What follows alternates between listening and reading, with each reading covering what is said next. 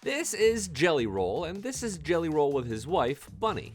Yep, there's a story there. In fact, it's a really good story, but we'll get there. Jelly Roll comes from rock and rap, but is 100% dedicated to country music and has a big hit song on the radio right now called Son of a Sinner. Just a long-haired son of a sinner.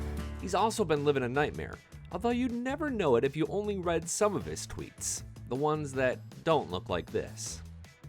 It's Billy Dukes, and we were lucky enough to catch up with Jelly Roll, real name Jason DeFord, prior to the CMA Awards in Nashville. What posters did you have on your wall as a kid growing up? Oh goodness, dude! I was the kid that really had Eminem posters and Nirvana posters. I had a Metallica poster. I had a Misfits blacklight poster. You remember the blacklight posters? I had a black. I'm showing my age now. Ain't I? Well, I had a blacklight poster. I had a lava lamp. I was that guy. I had a pair of Jinkos. Tap subscribe if you're looking for truly unique country music news and analysis, and then let us know about a country artist that is flying under the radar that we just need to know about. We'll be sure to check him or her out very soon. Jelly Roll more or less lives his life out in the open. He's brutally honest about his time in prison and the crimes that got him there, and he'll also tell you about how having a daughter was enough for him to get his act together to try to give her a better life. Still, he hasn't forgotten his roots. In November 2022, he gave $250,000 to help finance a recording studio inside Davidson County Juvenile Detention Center. He essentially wants to bring music to incarcerated kids with hopes that it's a path out of a bad life. We spotlight his Twitter page because he's truly an interesting follow. There are great moments of inspiration, like this retweet where a man shared that his music helped him beat cancer twice. But there are also horrific reminders of the life he lived. I woke up this morning to a call that a kid I've called my nephew for most of his life was shot and killed in South Nashville last night. My heart is hurt, my spirit is low, my mind is scattered. That was on October 23rd. A few days later, he followed it up with this gut punch. I got the call that my nephew was killed the same day I headlined Red Rocks. Still put on a show. Seen my nephew in a casket the same day I played Rome River Jam and still rocked it. Took my wife to say her final goodbyes to her mother and still rocked Estero, Florida last night. Later he'd write, "Man, I'm not asking for a pat on the back, but I show up." I think that's worth a thumbs up, isn't it? How do you you do shows right after that, and what's the secret to bouncing back like that? It's really hard, but it's also a release of emotion and energy.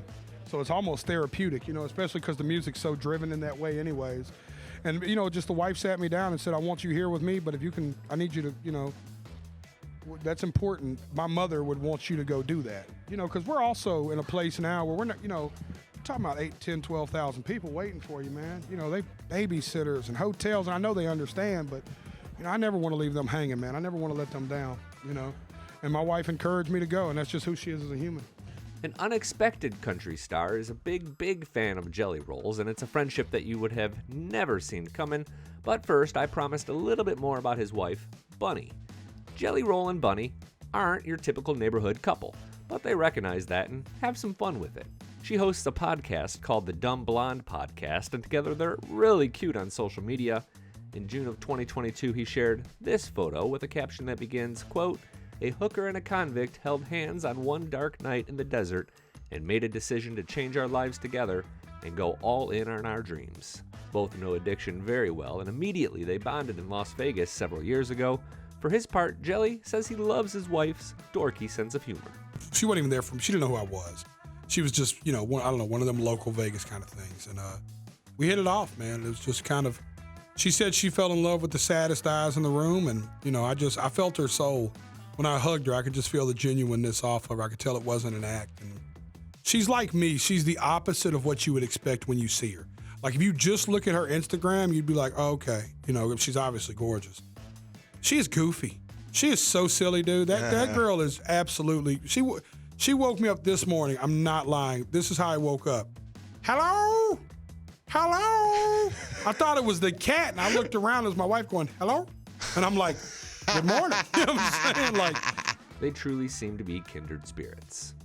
I promised a shocking ally for Jelly Roll, and actually I'm going to give you two. The first is the late Leslie Jordan, who filmed this video with the country singer before he died. That's mine. How y'all doing? Now that's mine too. Well, shit, how y'all doing? The other is Craig Morgan, who did not grow up in and out of jail, and on paper has nothing in common with him. However, Jelly Roll once shared a story about how Almost Home changed his life. So they met and performed it at the Grand Ole Opry. Quote, "I love the guy," Craig says. "In the same way that I'm always there for my family, I'm always there for Jelly Roll." I'm Billy Dukes with Taste of Country. Thanks for watching, and thanks for subscribing.